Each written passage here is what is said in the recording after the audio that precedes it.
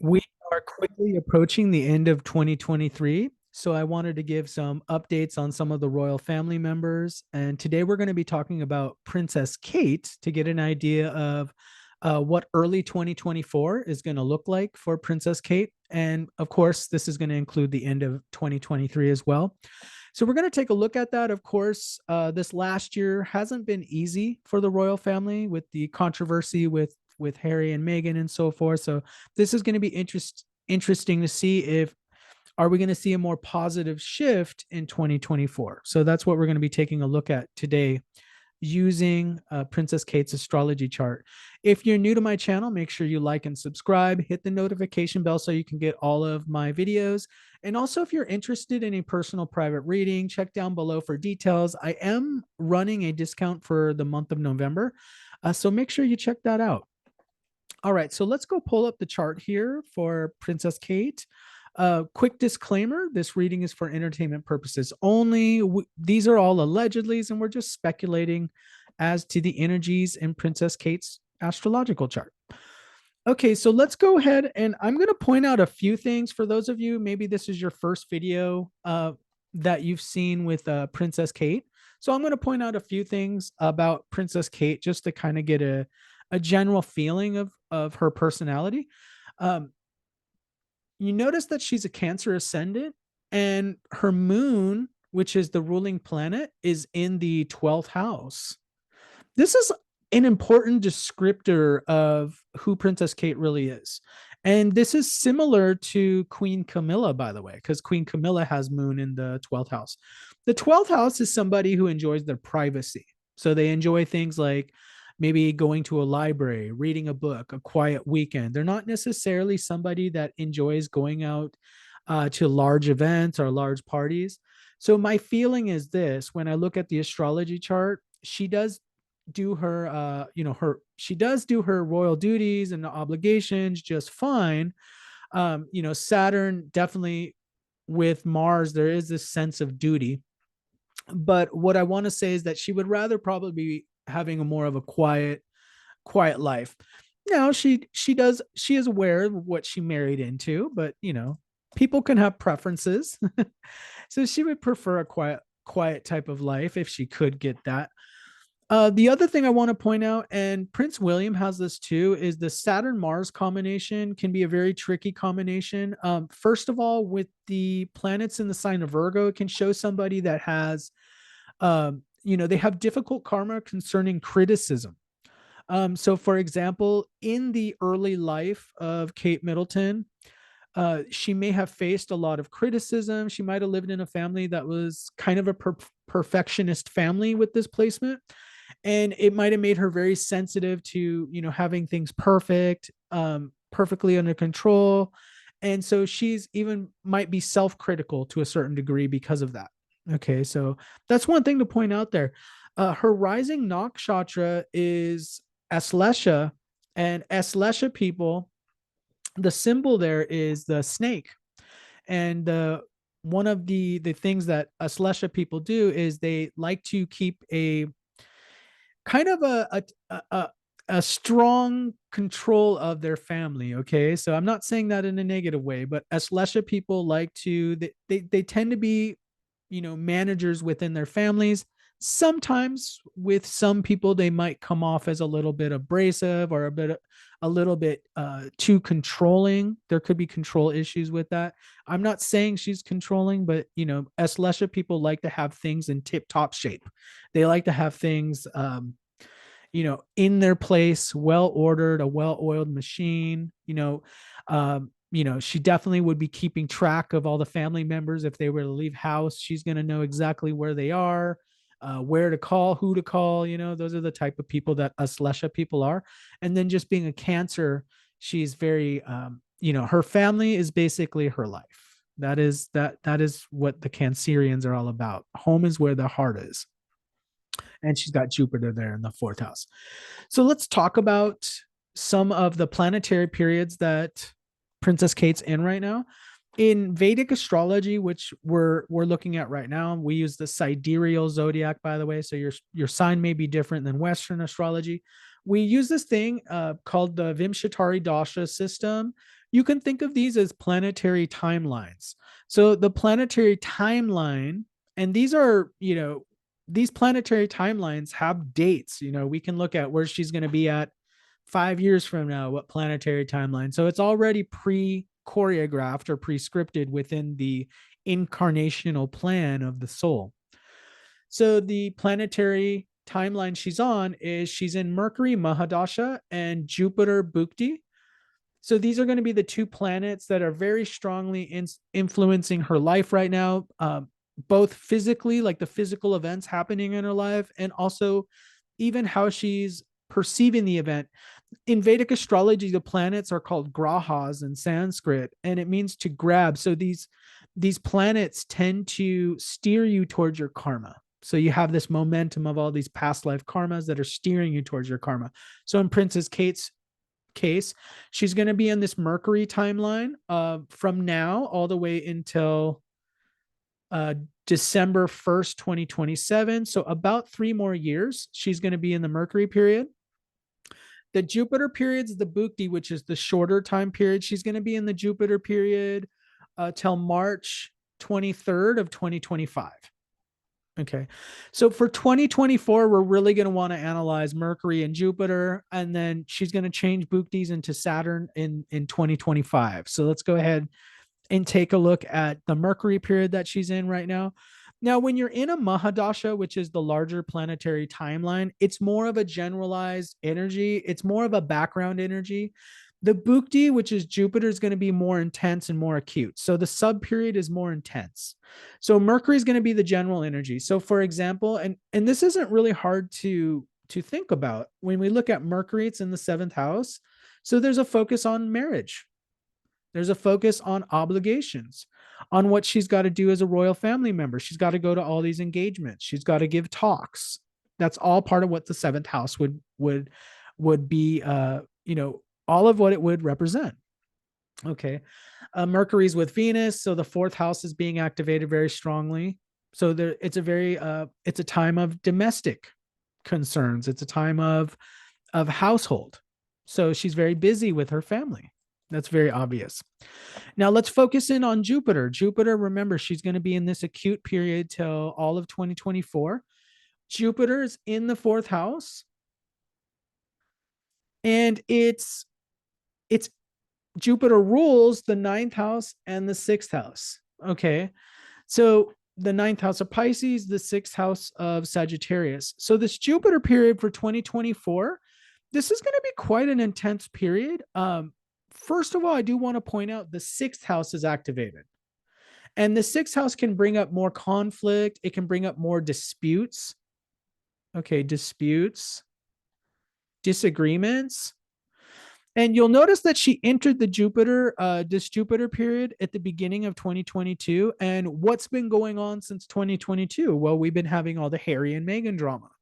We've been having, they left the royal family, and the book Spare came out, and the Netflix special, and all these things that came out.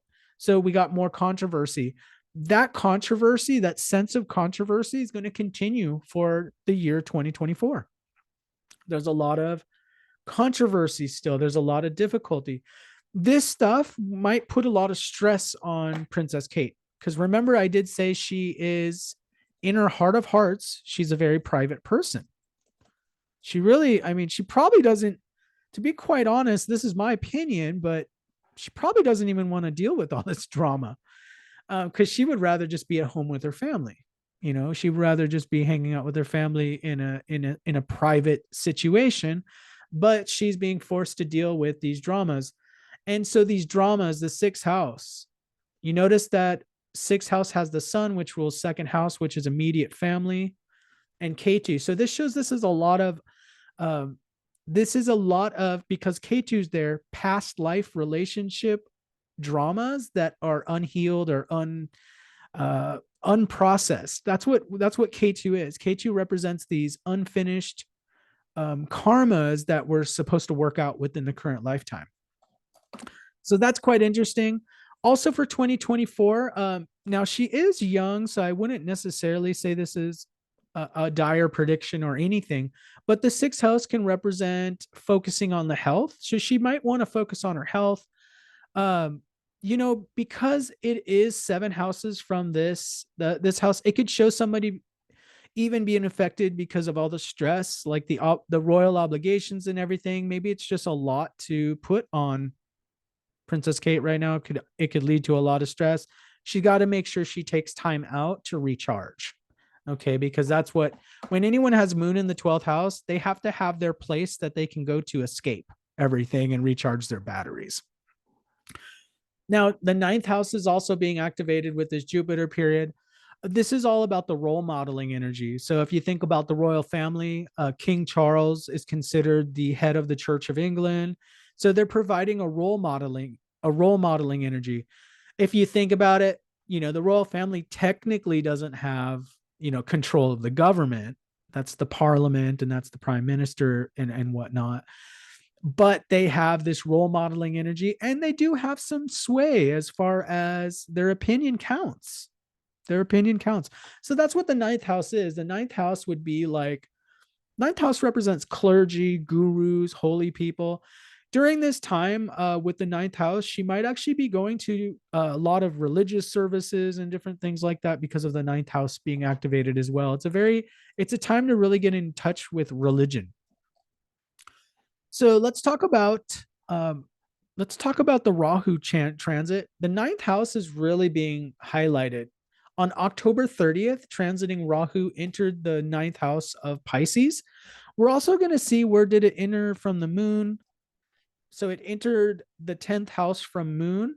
Now, when we look at the moon chart, which is over here, by the way, if you didn't see, the moon chart is important at looking at your emotional relationships with these transits. Okay.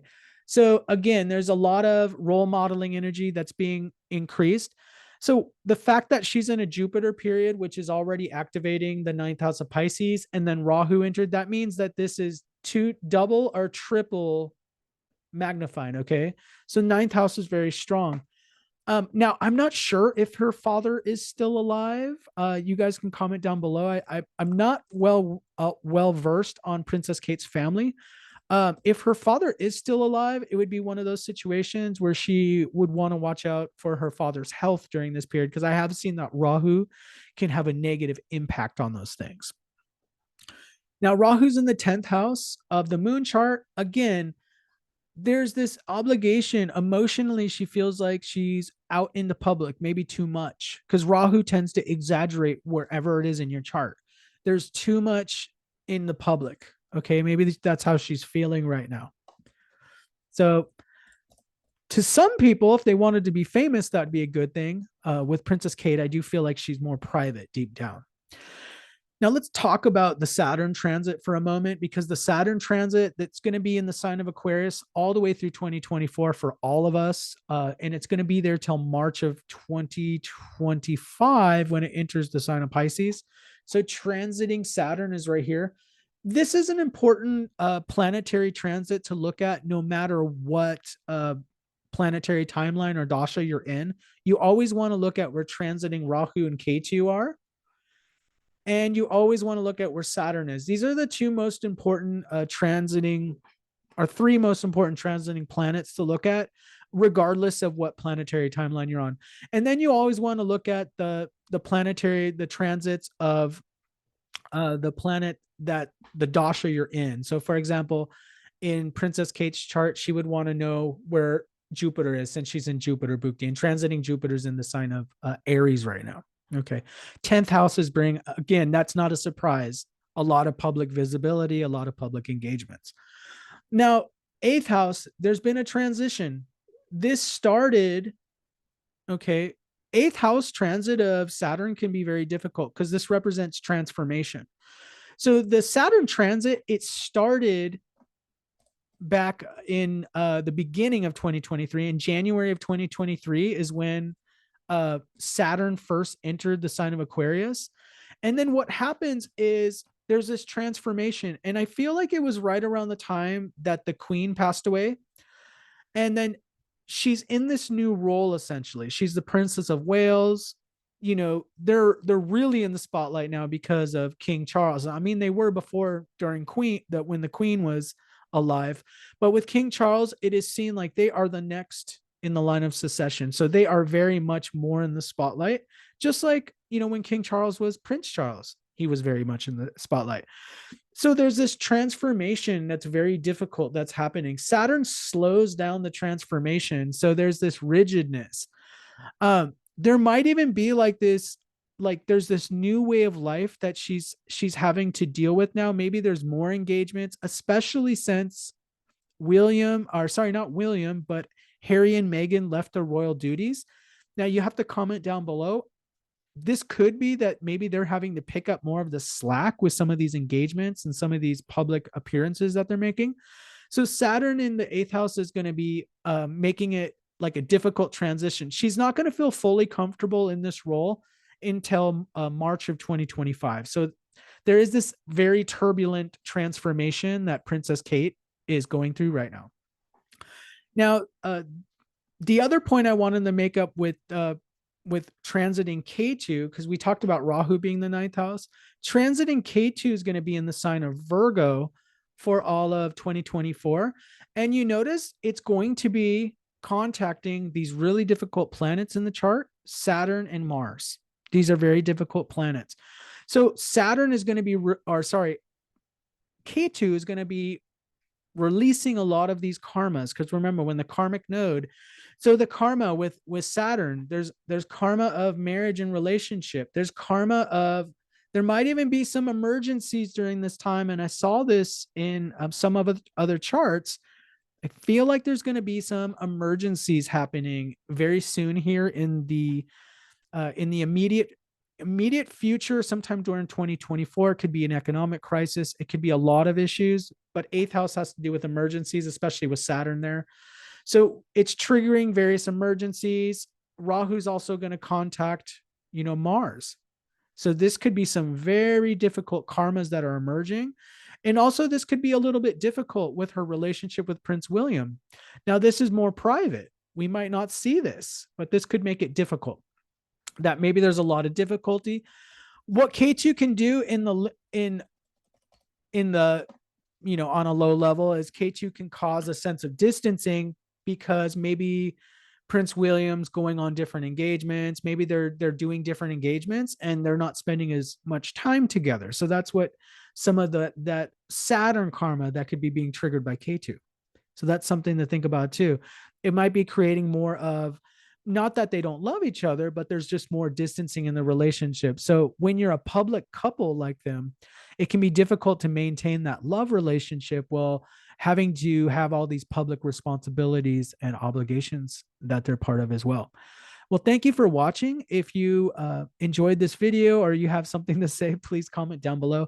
If you have another a royal family member that I can do a chart on, please, by all means, let me know down below. I'll be more than happy to. We did cover Meghan and Harry, but I know there's some other royal families, and we just did a video with King Charles.